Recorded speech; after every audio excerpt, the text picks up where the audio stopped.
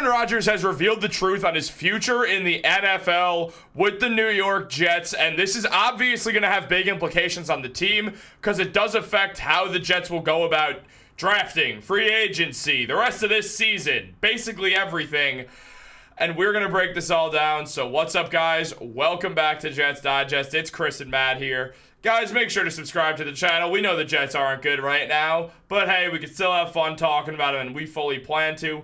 But Matt, Aaron Rodgers has revealed his future on playing with the New York Jets, and more specifically, playing in the NFL. And very interestingly, he said, I think so, yeah. And then kind of more went into detail, you can see right here, saying that Aaron Rodgers says that this season has not really impacted his decision on playing in 2025, and he still thinks he wants to play next season.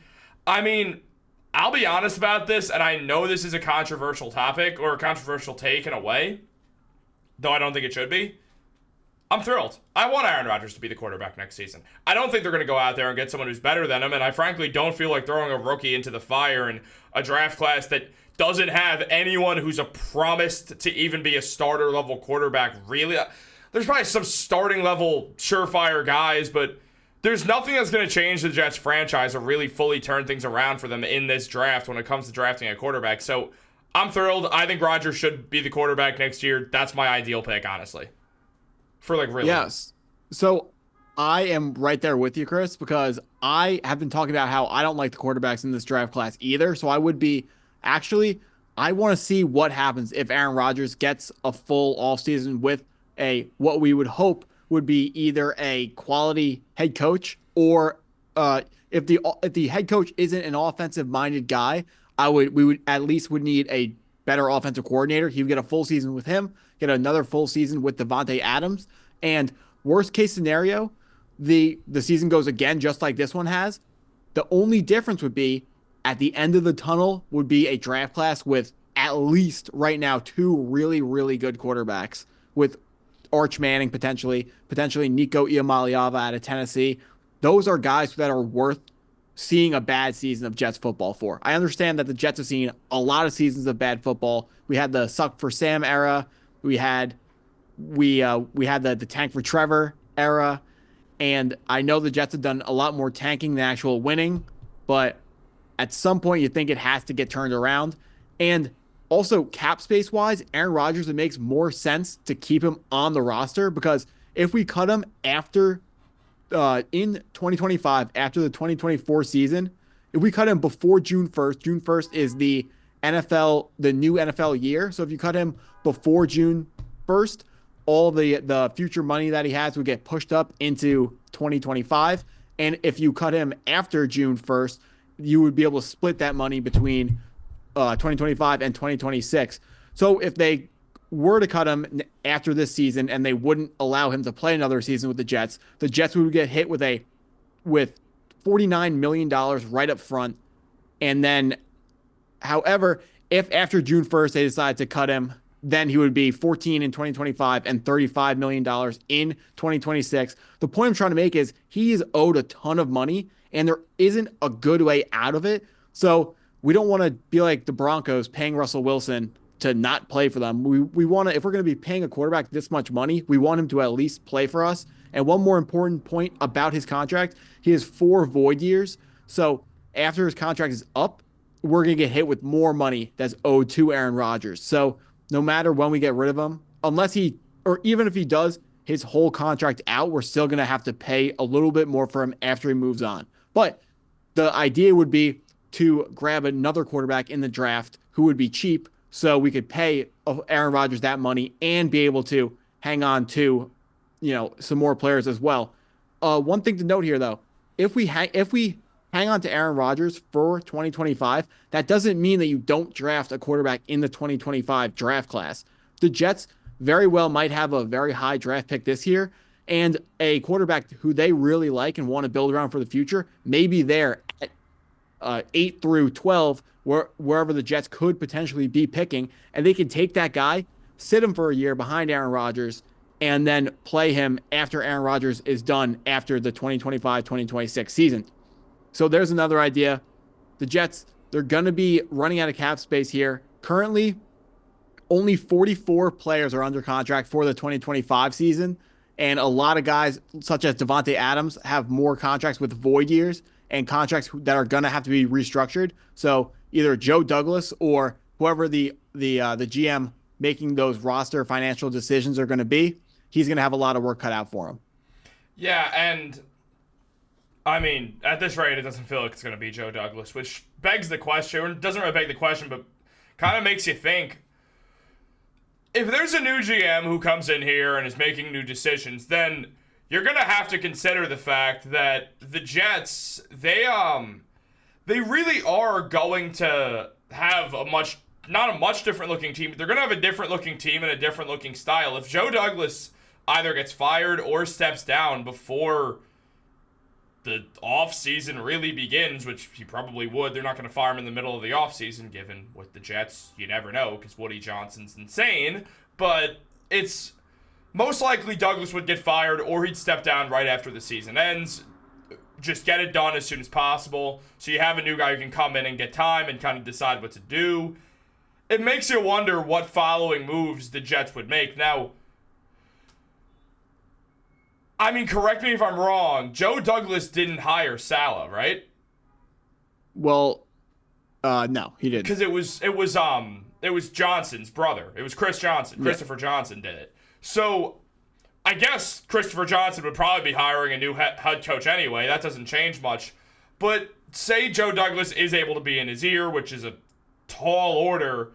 You never know who the Jets would go out there and hire as a head coach, and you and I have been very pro Joe Douglas, despite the fact that we haven't seen it fully in the wins department. We've seen it through guys who he's drafted. I mean, Olu Fashanu genuinely looks better than Tyron Smith right now.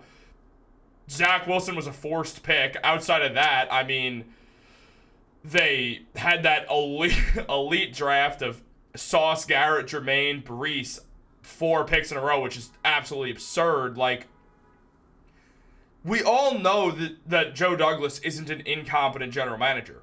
We don't know who the Jets are going to hire if Joe Douglas leaves. So we really have no idea what the hell is going to happen over the offseason if it's under a completely new regime. Not just no Woody Johnson, no Joe Douglas, no Woody Johnson. You got Christopher Johnson and whoever he's hired to be his GM. It makes you wonder how much say Aaron Rodgers is going to have with 2 guys who are completely different people who brought him in and basically said, you want to run the show? Go ahead. Have at it, bro. You came here. You could run the show. It's unclear how much power Aaron Rodgers would have with the new regime, and it makes you wonder what the Jets will do over the offseason, especially considering you have a bunch of key free agents. Unless I'm completely missing something obvious, none more important than DJ Reed, but it feels like there's almost no way he comes back anyway, so it's interesting to think about. Yeah, so the owner, of course, was the guy who makes the final say on hiring Robert Saleh, but Joe Douglas definitely a part of the group bringing Robert Saleh in and conducting the head coaching search. But talking about Joe Douglas, I do like the way he drafts and a lot of his draft picks, but at some point you got to look at the record that he's put together, that the team has had while he's been the GM. And at this point, I wish I could. I don't want to call for him to be fired because I don't know what he did that was wrong. All I know is that what he did was wrong. So we got to bring in someone who can hopefully get it right, because there's a reason why we're not the GMs, because we probably would have made a lot of the same moves that Joe Douglas made, would have made a lot of the same draft picks, and would have brought in Aaron Rodgers as well. And shout out the James Robinson trade. We were both a big fan of that.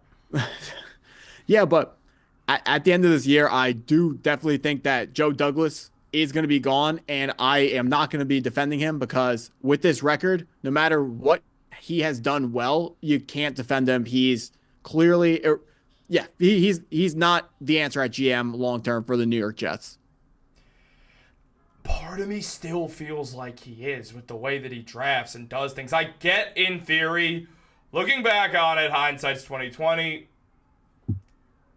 Trading for Rodgers probably was the wrong move. Now seeing it, no, it of course was the wrong move. But in the moment, I don't know how you don't do it, because absolutely. Where else were we going to get another quarterback from? That's the thing. What is Douglas going to do differently? Like, he's made the right moves. They haven't worked out. I partially because of Woody Johnson. Partially because Joe Douglas, I think he's a good GM. I don't think he's the best GM in the NFL. I think he's a good GM. Like, every move he's made has been agreeable. The Zach Wilson draft pick, I didn't hate it. I understood it was off very little that they picked him, and there's a good world where this had nothing to do with Joe Douglas and that it was a complete forced pick from Woody Johnson because of something or other. I don't really remember the whole story, but yeah, it's his like cousin is like friends with Zach Wilson or something crazy. But the point is, Woody Johnson wanted to have Zach Wilson, and he was picked too high because of that. It wasn't because of the pro day throw. It was because Woody Johnson wanted him. And if you watch the film, the high points were there that turned him into a top 3 pick, but the film was just way too inconsistent. Kind of reminiscent of another quarterback coming out this year, someone who can make a lot of big time throws, but also turns the ball over a lot. Cough, cough, Cam Ward. So if you like Zach Wilson as a prospect, you probably love Cam Ward as well. Yeah, I mean, I truly do think Joe Douglas is a good general manager. I don't think he'll be here next year either. I'm gonna be terrified though with whoever they hire. Don't be, because how can it be worse than this? All Joe Douglas has done is gotten us. We've been in the top 10 every single time, other than 1 year. So we know that what's going on isn't working. Maybe we fire him and the next guy is worse, but can it really get that much worse? They have 3 wins this year. The way I see it, it's a risk. Well, they're going to beat the Colts because, of course, for no reason at all. We'll see. The Colts, I think they got someone new coming out this week. Yes, they do. And we were going to bring this up, and we absolutely still will. The New York Jets are favored against the Indianapolis Colts. And it's interesting because a specific Colt is coming back in Anthony Richardson. That's obviously Anthony Richardson, guys. He will be back with the team. There it is. And so essentially, he's starting once again. They're benching Joe Flacco. Richardson's going to be the quarterback for the rest of the season with the Colts, barring injury, obviously. Right? Because, of course, when they're playing the Jets, something completely different changes. Why not? That makes perfect sense. Richardson has not had a great year. And I frankly think this is a game the Jets win because, well, first of all, they shouldn't be favored over the Colts by 3.5 points, and that makes me think that Vegas is trying to trap people on betting the Colts, but also because I just do not trust Anthony Richardson that much. Yeah, I can understand why you don't trust Anthony Richardson that much. He definitely has struggled a lot this year, but thinking about this from a Jets perspective, they are now, for the second week in a row, facing a rushing quarterback. Last week, we saw Kyler Murray run for 2 touchdowns and throw for another touchdown as well. Hopefully, Anthony Richardson can't repeat that type of success. The Jets are going to have to tackle better because if they don't, Anthony Richardson is going to run right over the defense. He is going to, if the DBs can't guard receivers again, they got a couple good wide receivers with Josh Downs, Michael Pittman Jr., and Adonai Mitchell, potentially some bump to Alec Pierce. We got to get these guys locked down. It's definitely not too tall of a task for our defense. So I want to see if this defense comes out angry after a week where they were truly embarrassed up and down the field by Arizona. It's the Jets. They gotta put their foot down and say, we're not going to stand for this. We're a better defense than what we showed off last week. And just because you guys have a rushing quarterback doesn't mean you're going to be able to run all over us. I know they got Jonathan Taylor as well, a really, really tough guy to tackle. Got to step up, got to make a lot of tackles. That goes for D linemen, linebackers, and even the secondary. Let's see if Sauce brings some extra energy on his tackles this week. We need CJ Mosley back, man, just for the leadership, if nothing else. Honestly, he'd just be so helpful. He'd yell at them and get on them. But guys, obviously this video went a bit long. We had a lot to talk about. We did not plan the Joe Douglas stuff at all, but it's sometimes good to veer off and just talk about some stuff with the Jets. And we'll probably talk more about this because Joe Douglas is almost certainly no longer going to be the GM. So stay tuned for that. Make sure to subscribe, like this video, turn on post notifications if you're still here at the 15-minute mark. You're the GOAT. Have a great day and go Jets.